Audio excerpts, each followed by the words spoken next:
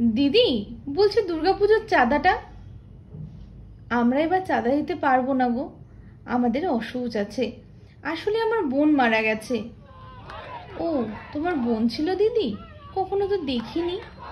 হ্যাঁ ছিল তো, 9ই আগস্ট মারা গেছে। এই ধরনের ভিডিও ফেসবুক করলেই দেখা যাচ্ছে, কিংবা বলা হচ্ছে যে শহরে আসল দুর্গাকে মানুষ সম্মান করতে পারছে না, সেখানে মাটির দুর্গাকে পুজো করার তো কোনো মানেই হয় না, অথবা বিচার না পেলে দুর্গা পুজোই হবে না। আচ্ছা, এবার তোমরাই আমাকে একটা কথা বলো তো, শুভ শক্তির আগমন না হলে অশুভ শক্তির বিনাশ কিভাবে হবে? আমিও রাস্তায় বেরিয়ে এই স্লোগানটি দিয়েছি, আমার দিদির রক্ত হবে না খুব ব্যর্থ। তিলোত্তমাকে শুধু পশ্চিমবঙ্গ নয়, গোটা ভারত, গোটা পৃথিবীর কিছু অংশের মানুষ নিজের ঘরের মেয়ে মনে করে লড়ছে লড়াইটা। কারণ শুধু নিজের কারোর জন্যই বোধহয় এতটা করা যায়, এত পা হাঁটা যায়, এত চিৎকার করা যায়।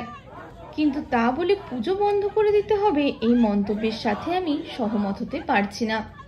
একটা দুর্গাপুজোর উপরে কত পরিবার নির্ভর করে থাকে। সারাটা বছর ঢাকিরা মায়ের অপেক্ষায় বসে থাকে, জামা কাপড়ের দোকানদাররা বসে থাকে পুজোতে একটু বেশি বিক্রি হবে সেই আশায়। সাথে তো অনেক বাদাম বিক্রেতা, কি আরো অনেক বিক্রেতা রয়েছে, সাথে আমরাও। তাই মায়ের আগমন নিয়ে প্রশ্ন ওঠার কোনো কারণ আছে বলে আমার মনে হয় না। সাথে আসি মানসিক অবস্থার কথায়। আমরা তো সবাই আর 1 মাস হয়ে গেছে বলে সবকিছু ভুলে যেতে পারি না। আমাদের কারোর মনের অবস্থায় সেরকম নেই যে আমরা দুর্গাপুজোয় হই হই করে মজা করতে পারবো। সবাই এখন শুধু বিচার চায়, কিন্তু তার জন্য তো মায়ের অবহেলা করা যায় না। আমরা বরং এবার পুজোটা একটু ছোট করে করতে পারি। প্রতি পাড়ার প্যান্ডেলে আমাদের তিলোত্তমার জন্য পোস্টার লাগাতে পারি, একটা ব্ল্যাক ব্যাজ ধারণ করতে পারি। মায়ের প্রতিমা যখন নিরঞ্জনের জন্য বেরোবে, তখন বলো দুর্গা মাইকের সাথে সাথে উই ওয়ান্ট জাস্টিস বলতে পারি। আর পারি এবারের বাড়তি টাকাটা জমিয়ে রেখে দিতে, যে বছর বিচার পাবো সেবার ধুমধাম করে মায়ের পুজো করার জন্য। কারণ এই লড়াইটা একদিন অথবা 1 মাস কিংবা 1 বছরের লড়াই নয়।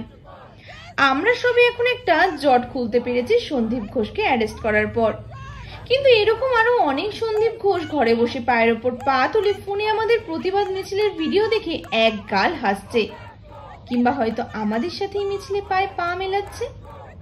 তাই বলি লড়াইটা অনেক দূরের, এত তাড়াতাড়ি বিচার পাবো ভাবলে তা ভুল হবে।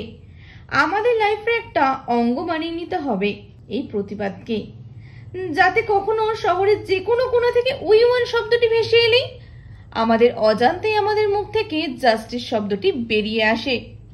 আমাদের পঞ্চ ইন্দ্রিয় যেন সব সময় সজাগ থাকে এটা বলার জন্য যে তিলোত্তমার রক্ত হবে না খুব ব্যর্থ, উই ওয়ান্ট জাস্টিস, কিংবা তিলোত্তমা আমরা তোমায় ভুলছি না, ভুলবো না।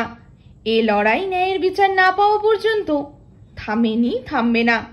এ লড়াই চলছে, চলবে। We want justice.